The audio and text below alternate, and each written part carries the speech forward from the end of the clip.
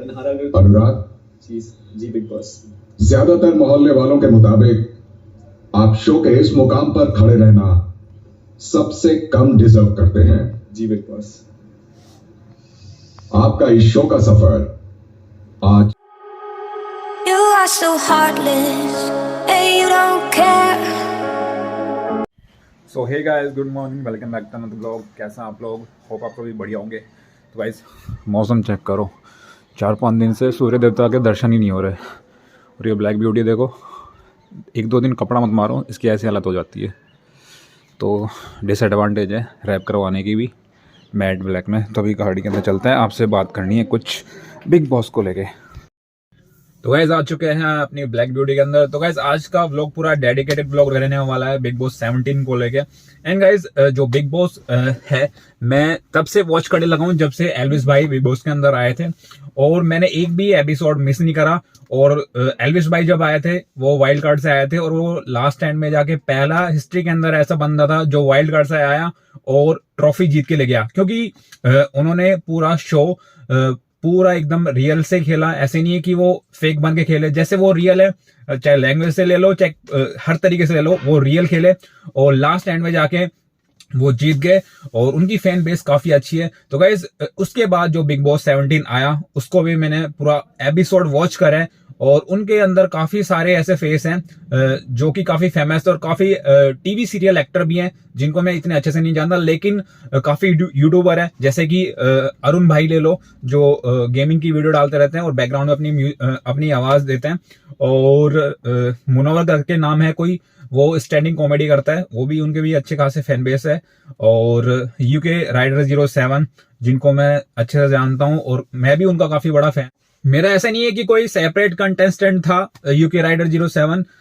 मेरे को 3-4 फेस थे वो काफी पसंद आते थे, जिनके कारण मैं बिग बॉस वॉच कर रहा था। जैसे आप अरुण भाई ले लो, तहलका भाई ले लो, अनुराग भाई ले लो, ये सारे मिलके अच्छी कॉमेडी करते थे और बैलेंस शो चल रहा था। मतलब फाइट भी हो रही थी और कॉमेडी भी हो रही थी, उसी लेवल की, बराबर लेवल की। लेकिन बिग बॉस के रूल बनाए हुए हैं, बिग बॉस ने अपने रूल बनाए हैं कि आप फाइट के दौरान आप किसी के ऊपर हाथ नहीं उठा सकते अपने, और ना ही आप गाली गलौज कर सकते हैं। लेकिन कहीं भी आप पूरा वॉच किया होगा आपने, या वॉच कर रहे होगे, तो आपने देखा होगा कोई भी रूल फॉलो नहीं हो रहा। क्योंकि गाइस तहलका भाई ने, जो कि मेरे फेवरेट है एक तरीके से, उन्होंने किसी कारण, जब वो अभिषेक करके नाम है, जो टीवी सीरियल एक्टर है, अभिषेक करके नाम से है कुछ, तो अरुण भाई को पोक करा था। तो अरुण भाई के फाइट में तहलका भाई आ गए थे, तो तहलका भाई ने सिर्फ उनकी बनियान पकड़ी थी, उसी के अंदर बिग बॉस ने तहलका भाई को बाहर निकाल दिया था। तभी से मेरा थोड़ा माइंड डिस्टर्ब हो गया था, और मैंने सोच लिया था कि मैं बिग बॉस नहीं वॉच करूंगा, क्योंकि उसके अंदर प्रॉपर रूल नहीं है। फिर मैंने सोचा कि जो अभिषेक है, जो हमेशा हर किसी चीज के ऊपर लड़ाई करता रहता है और फुटेज पाने के लिए हर किसी के बीच में आता रहता है, और गाली गलौज इतनी ज्यादा करता है। स्टैंड पे जाके एक विक्की करके नाम से है, जो टीवी सीरियल है या फिर बिजनेसमैन है, जो अंकिता लोखंडे के हस्बैंड है, तो उनको भी काफी गाली गलौज करी, उनपे भी काफी हाथ उठाया, पुश करा उनको। लेकिन बिग बॉस ने उसको बाहर नहीं निकाला, क्योंकि अभिषेक की वजह से बिग बॉस को काफी फुटेज मिल रही थी, काफी टीआरपी मिल रही थी। इस वजह से वो बंदा अभी तक बिग बॉस के अंदर है, जबकि वो इतनी इररेस्पेक्ट कर चुका है लड़कियों की, और शो के अंदर हर किसी को गाली गलौज कर चुका है, पोक करता है हर किसी बात पे, और काफी पुश कर चुका है। उसके बाद भी बिग बॉस ने उसको बाहर नहीं निकाला, जबकि तहलका भाई को सिर्फ एक बनियान पकड़ने के चक्कर में बाहर निकाल दिया तुरंत। तो मेरा माइंड उस टाइम अपसेट हो गया था काफी, लेकिन फिर भी मैंने वॉच करा, क्योंकि मेरा कोई सेपरेट कंटेस्टेंट नहीं था जो मेरा कि इसी के कारण मेरे को बिग बॉस देखना है, या फिर इसी को मेरे को जिताना है। लेकिन काफी फेस थे, 3-4 फेस थे जो मेरे को पसंद आ रहे थे। लेकिन धीरे धीरे पता चला जो बिग बॉस 17 है, वो जो रियलिटी शो बोलते हैं, एकदम बिल्कुल फेक शो है, पूरा स्क्रिप्टेड है। ऐसे नहीं है कि रियल है, इसके अंदर कुछ भी रियल नहीं है। क्योंकि गाइज ये मेरे को इसलिए लगा, जब आपने देखा होगा बिग बॉस 2 या 3 दिसंबर का बिग बॉस आपने वॉच किया होगा, जब बाबू भैया को बिग बॉस ने एलिमिनेट कर दिया। तो गाइज मैं काफी अपसेट हुआ, क्योंकि गाइज कोई रूल नहीं था, और जो बाबू भैया की फैन बेस थी इतनी तगड़ी थी, और ये बात सभी को पता थी बिग बॉस 17 के अंदर सब कुछ, तो सब बाबू भैया से एक तरीके से हेट करते थे, क्योंकि बाबू भैया इतने बोल नहीं पाते थे। और सबसे बढ़िया बाबू भैया की बात मेरे को ये लगी, ये पहला कंटेस्टेंट है जो गाली नहीं यूज करी, जिसने गाली बिग बॉस के अंदर बिल्कुल ही गाली नहीं दी। एंड भाई शो के अंदर बाबू भैया को काफी लोगों ने पोक करा, और क्योंकि उनको सभी को पता था कि बाबू भैया की जो फैन बेस है वो काफी बड़ी है और उनसे टक्कर लेना मुश्किल है, तो काफी लोगों ने उनको काफी ज्यादा से पोक करा। और पहला कंटेस्टेंट ऐसा था जिसने गाली गलौज यूज नहीं करी, लेकिन इतना पोक करने के बाद उस इंसान के मुंह से कुछ ना कुछ एटीट्यूड वाली बात निकल जाएगी, तो ये गलत थोड़ी है। लेकिन उसको एटीट्यूड का टैग दे दिया कि बाबू भैया के अंदर इतना एटीट्यूड है फैन बेस को लेके, ये वगैरह वगैरह। तो गाइस ये गलत है। और एटीट्यूड क्यों नहीं होगा जब इतने उनके फैन बेस है, उनके अंदर से मैं भी एक बहुत बड़ा फैन हूं उनका।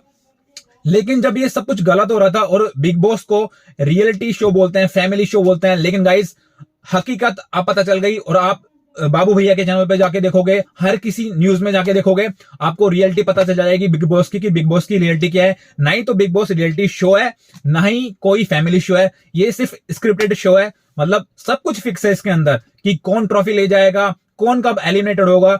लेकिन पहले मेरे माइंड में ये मिथ था कि बिग बॉस एक रियलिटी शो है, इसके अंदर जो ओरिजिनलिटी है, किसी की पर्सनैलिटी है, वो दिखाई जाती है, लेकिन ऐसा कुछ भी नहीं है, सब कुछ फेक है।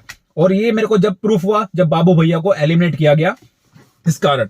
एंड सभी को पता था, एंड गाइस सभी को पता था कि बाबू भैया की फैन बेस काफी ज्यादा तगड़ी है। सबसे पहले बाबू भैया को निकाले और काफी ज्यादा ब्लेम करने लगे कि आपका शो के अंदर इतना इन्वॉल्वमेंट नहीं है। लेकिन काफी लोग जो फुटेज पाने के लिए जबरदस्ती लड़ाई कर रहे थे, वो कर रहे थे, गाली गलौज कर रहे थे, वो ठीक है। लेकिन जो बंदा कुछ गाली गलौज का यूज नहीं कर रहा, वो गलत है। एंड गाइस आपने जो 2 या 3 दिसंबर का जो एपिसोड है वो वॉच किया होगा, अगर आप रेगुलर बिग बॉस 17 देख रहे हैं।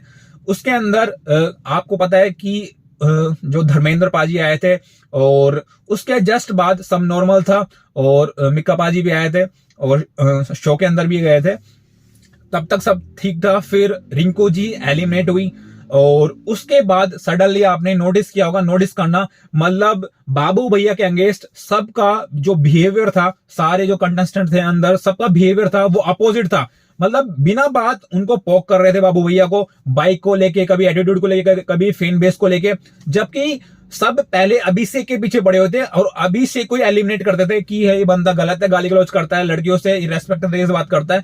लेकिन आपने नोटिस किया होगा सब पहले सब ठीक था, लेकिन अचानक 2 या 3 तारीख को सबका बिहेवियर चेंज हो गया और बाबू भैया के अगेंस्ट हो गया, जबकि कोई भी फाइट नहीं हुई थी, कोई भी कुछ नहीं हुआ था। तो गाइस ये इसलिए हुआ क्योंकि ये सब कुछ स्क्रिप्टेड था।